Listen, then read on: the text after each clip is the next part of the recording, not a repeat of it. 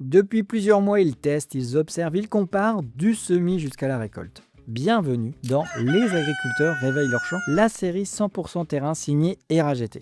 Après la croissance, l'ensilage, les premières observations, place aujourd'hui, au moment que vous attendez tous, le grand bilan des cultures de printemps. Chez RAGT, chaque variété est pensée pour répondre à un contexte précis. Sol, climat, pratique, objectif. Notre ambition est claire, apporter la bonne solution au bon endroit, au bon moment, grâce à la génétique, à l'agronomie et à un accompagnement terrain de proximité. Pendant toute la campagne, Alexis Vergniaud, expert RAGT, a accompagné nos 3 agriculteurs du choix des semences jusqu'aux décisions finales. Avec une seule idée en tête, apporter la bonne solution adaptée au contexte de l'agriculteur. Allez, on retourne chez les 3 agriculteurs que vous connaissez bien maintenant.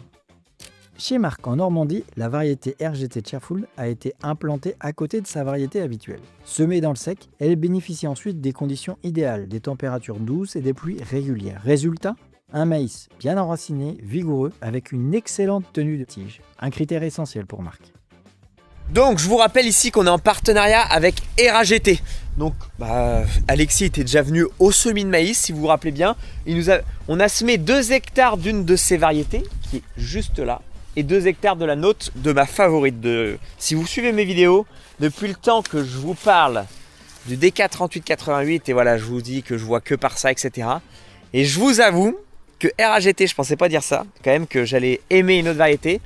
RAGT, ils m'ont apporté une variété, parce que j'en ai testé plein d'autres à chaque fois, tous les ans, je fais 5-6 hectares d'une autre variété à chaque fois. Là j'en ai fait une dans d'autres champs, je suis pas convaincu, elle s'est à moitié cassée la gueule, elle s'est couchée avec le vent, etc. Enfin bref, j'ai du mal parce que ce que j'aime bien avec celle que j'ai l'habitude, de gros épis, elle est assez courte, elle tombe pas, enfin bref, j'aime bien.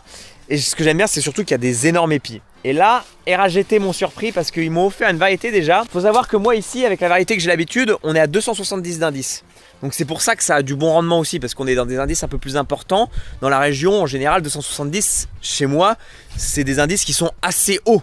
En général, on est plus aux alentours de 250, allez. Et là en l'occurrence, RAGT, c'est du 240. Donc qui dit indice plus bas est censé dire rendement plus bas. Et là, je suis agréablement surpris parce que les épis, mon pote, sont énormes. Et là, je me dis, il y a du potentiel. Donc à voir, de toute façon on a la cartographie de rendement sur la batteuse, ça va nous dire une tendance par rapport à la variété d'à côté. Donc ici l'avantage c'est que du coup j'ai 30 points d'indice en moins. Donc forcément c'est une variété qui va venir à maturité beaucoup plus vite. En taux d'humidité là-dedans je vais être beaucoup mieux dans ma trémie, donc ça va me coûter moins cher en frais de séchage. Donc si ça me fait autant tout simplement de rendement que ma variété d'habitude, autant aller là-dessus. Ou il y aura une précocité qui sera avancée, donc je vais moins me faire chier, je vais pouvoir récolter plus tôt, je vais pouvoir user moins de gaz à sécher, donc ça c'est top. Mais oui, mais les épis, je suis vraiment super satisfait, ils sont aussi gros que ma variété d'à côté, et donc ça c'est exactement ce que je cherchais. Ça c'est monsieur RAGT, mais monsieur RAGT à gauche et monsieur DK3888 à droite, et voilà, la même taille d'épis. La même taille d'épis, mais l'avantage que j'ai avec RAGT c'est que je suis plus précoce. Et en plus, pour une variété qui vend hybride, donc grain et ensilage, agréablement surpris. Quelques semaines plus tard, cartographie des rendements à l'appui, Alexis revient pour valider les résultats. Là maintenant, pas de blabla, que des chiffres. On va se poser devant les chiffres tout de suite. Allez, c'est parti, petit café. Alexis, je te présente la cartographie de rendement. À ta décharge, la grosse zone rouge en haut là, c'est dégâts sangliers. Ok. Quand on compare les ronds verts, je trouve que la carte est homogène. Ouais, c'est assez homogène. C'est-à-dire que sans savoir qu'on a 2 variétés, il n'y a pas à couper au couteau, on se dit merde, là il y a 2 variétés quoi. Ouais, c'est clair. Et puis tu vois bien, dans ta variété, on voit bien qu'on a des ronds très verts, donc au-dessus de 14,5 tonnes hectares. Au même titre qu'on a les mêmes ronds verts, quoi. On a le même écart type finalement. Au global, la parcelle a fait combien en rendement, tout confondu? Sec, on est à 130 quintaux, 120 quintaux. Ok. On aurait récolté 160 tonnes humides. Je suis agréablement surpris. Il ne faut pas regarder que la récolte, certes c'est un avantage, mais on a eu un autre avantage, c'était la vigueur de départ, où elle est bien partie, et ça limite les dégâts de limaces, les dégâts de sanglier, les dégâts de corbeau, où ça va vite en fait à un stade où elle est sécurisée. Bon les amis, voilà, globalité, on attendait la conclusion pour... vraiment vous inciter, mais vous pouvez y aller. Vous pouvez y aller, bonne variété, moi je suis satisfait en tout cas. On attend le feu vert, Marc. Ouais, c'est bon, vous avez mon feu vert, vous pouvez déjà demander à vos commerciaux, vous pouvez réserver la semence. Verdict, feu vert de Marc pour réserver sa semence pour l'année prochaine. Un test des plus concluants. Retournons maintenant chez Mario. Dans l'épisode précédent, nous l'avions suivi en plein ensilage. Le silo était plein et aujourd'hui, elle nous partage son bilan. Donc un petit retour concernant la variété Cheerful de RAGT. Donc moi j'en suis très contente. Comme vous avez pu voir dans mes vidéos, elle a eu une très bonne vigueur de départ. Et puis après le maïs s'est très bien comporté tout au long du cycle. Et jusqu'à la récolte, on a vu vraiment que le rendement était là. Pareil en termes de matière sèche, etc. Je vous recommande la variété si vous aussi vous êtes producteur de maïs.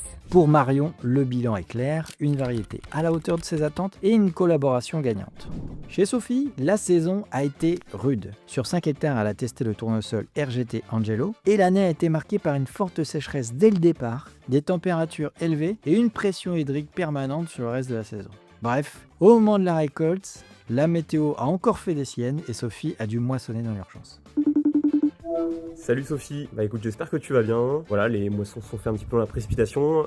J'espère que tout s'est bien passé de ton côté. On s'est loupé malheureusement pour faire la vidéo ensemble. J'aimerais savoir un petit peu ce que ça a donné et comment avait performé notre RGT Angelo dans ta parcelle. Bonjour Alexis. Alors effectivement, on s'est loupé à la moisson parce qu'ils annonçaient de l'eau et j'ai dû partir moissonner sans toi. Mais la moisson s'est bien passée. Le rendement n'a pas été exceptionnel forcément car on a eu une grosse sécheresse sur le secteur. Mais notre variété Angelo s'est bien comportée. Pour revenir sur le cycle de l'Angelo, tout s'était très bien passé sur la floraison, etc. Mais c'est vrai qu'après le manque de pluie donc a pris le dessus et évidemment sans eau on peut pas faire de miracle non plus. Mais sinon on avait une bonne base, la levée était très bien.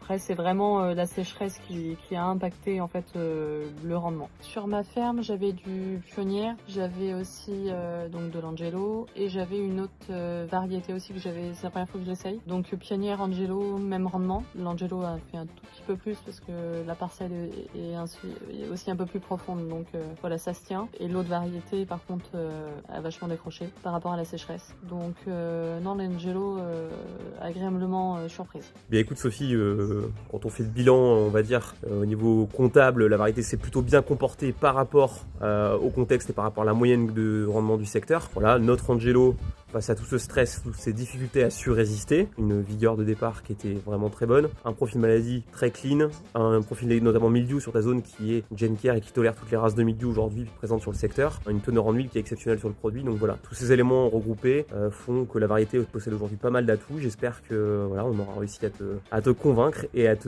pourquoi pas, de retester une année supplémentaire. Oui, carrément. Pourquoi pas retester l'année prochaine en espérant qu'il y ait un peu plus de pluie pour faire de meilleurs rendements. Malgré ce contexte très sec, RGT Angelo a tenu bon et a prouvé sa régularité et sa capacité à encaisser des conditions difficiles. 3 exploitations, 3 contextes, 3 objectifs différents et une même réalité. Quand la génétique s'adapte au terrain, la performance suit. Cette campagne de printemps le confirme, avec les bonnes variétés, le bon accompagnement et les bonnes décisions, les champs peuvent vraiment se réveiller.